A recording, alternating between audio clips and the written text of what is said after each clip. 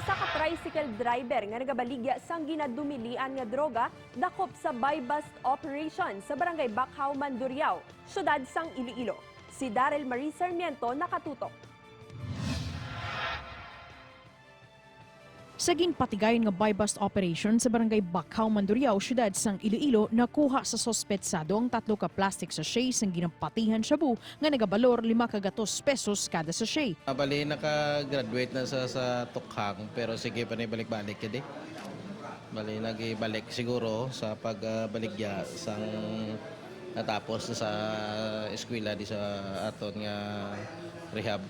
Ang sospek ang ginkilala kay Ariel Orario, 29 anyos, residente sang barangay Bacau, Mandurriao, syudad sang Iloilo. Isa ka tricycle driver si Orario, nag-ako man ini nga nagagamit sang una apang madugay na kuno siya naguntat sugod sang nagkapamilya.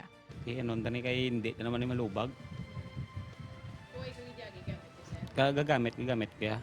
Pero dugay na yang wala na ko yan nagagamit. Preso sa Mandurriao Police Station ang sospek nga nagapanginwala sang kahilabtanan sa pagbaligya sang ilegal nga droga.